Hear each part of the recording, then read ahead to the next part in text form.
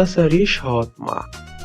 বকুলপুর গ্রামে বাস করত এক বুদ্ধিমান বিড়াল, নাম ছিল মণি। মণি বিড়ালের বুদ্ধিমত্তা এবং মায়াবী স্বভাবের জন্য সবাই তাকে ভালোবাসতো। কিন্তু একদিন তার বউ চন্দ্রা বিড়ালি মণি বিড়ালের মেয়েকে জন্ম দেওয়ার সময় মারা যায়। এরপর থেকে মণি বিড়াল একাই তার মেয়েকে লালন পালন করতে থাকে। কাঁদিস না মা, আমার সোনার চাঁদের টুকরো, আমি আছি তো তোর পাশে, তুই একা নই মা। একদিন মনি রিক্সা নিয়ে বের হওয়ার সময় মেয়েকে বলল, মিঠু, আমি রিক্সা নিয়ে বের হচ্ছি, তুই কিন্তু বাড়ি থেকে একদম বেরোস না। আমি বেশি দেরি করব না, তোর জন্য কিছু খাবার নিয়ে আসবো। বল তুই কি খেতে চাস? বাবা, আমি কিছু খাবো না, তুমি শুধু আমাকে মা এনে দাও, তাছাড়া আমার একা একা ভালো লাগে না। মিঠুর কথা শুনে মনি কষ্ট পেয়ে বলল, মা, তোর মা যে তোকে জন্ম দেওয়ার সময় অনেক দূরে চলে গেছে, সেখান থেকে আর কেউ ফিরে আসে না রে মা। আমি তো তোকে তোর মায়ের আদর দিয়েই বড় করছি। আমি তোর মা, আমি তো তোর বাবা। বাবা, আমি কিছু শুনতে চাই না, তুমি যেখান থেকে পারো আমাকে মা এনে দাও। মনি বাধ্য হয়ে বলল, আচ্ছা ঠিক আছে, আমি তোকে মা এনে দিব, এখন যা, ঘরে যা। মনি তখন তার বন্ধু রমেশ কাকাকে ডেকে বলল, রমেশ কাকা, আমি খুব কষ্টে আছি।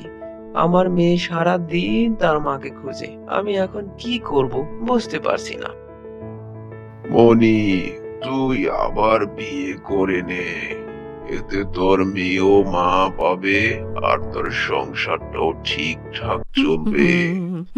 মনি কিছুক্ষণ চিন্তা করে বলল, কাকা, তুমি ঠিক বলছো কাকা, আমি একজনকে বিয়ে করব যে আমার মেয়েকে দেখাশোনা করবে। একদিন মনি গ্রামে হাঁটতে এক অসহায় বিড়ালকে দেখতে পেল, যার নাম ছিল সুমি। সুমি খুব দুঃখী মনে বসে বসে কাঁদছিল। মনি তার কাছে গিয়ে বলল, তুমি এখানে বসে কাঁদছো কেন? তুমি কোথা থেকে এসেছো? কি হয়েছে তোমার? আমি এই গ্রামে নতুন, আমার কোনো জায়গা নেই। মামার বাড়িতে ছিলাম, কিন্তু সেখান থেকে বের করে দিয়েছে এখন।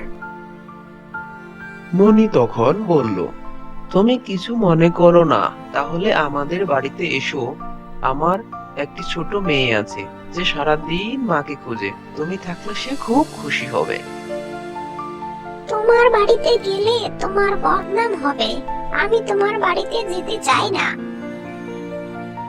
তাহলে এক কাজ করি, আমরা বিয়ে করি, এতে সবাই কিছু বলবে না আর তুমিও নিরাপদে থাকবে।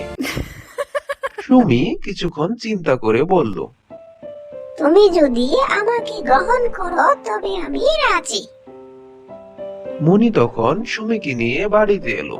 মিঠু খুব খুশি হয়ে বলল, বাবা, সত্যি তুমি আমার জন্য মা এনেছো? হ্যাঁ মা, আজ থেকে সুমি তোমার মা।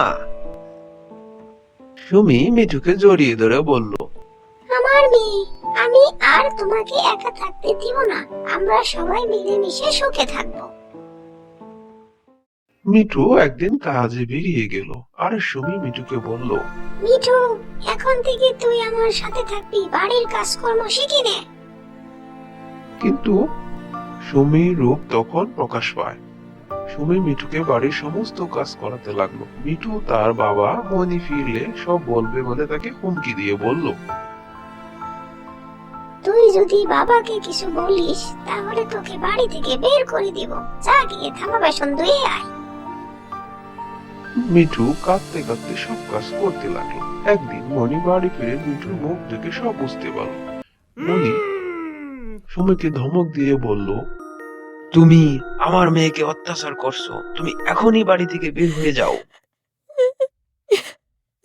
সুমি কাঁদতে কাঁদতে বলল, আমাকে ক্ষমা করে দাও, আমি আর এমন করব না, মিঠুকে নিজের মেয়ের মতোই দেখবো।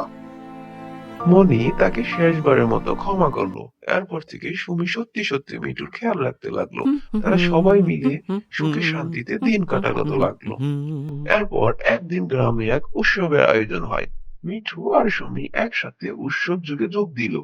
মিঠু খুব খুশি হয়ে বিভিন্ন খেলায় অংশ নিল এবং সবার সাথে মজা করলো। সুমি তাকে সারাক্ষণ দেখাশোনা করছিল। উৎসব শেষে বাড়ি ফিরে মিঠু বলল, মা, আজকে দিনটা আমার জীবনে সেরা দিন ছিল। তোমার জন্য আমি এত আনন্দ পেয়েছি।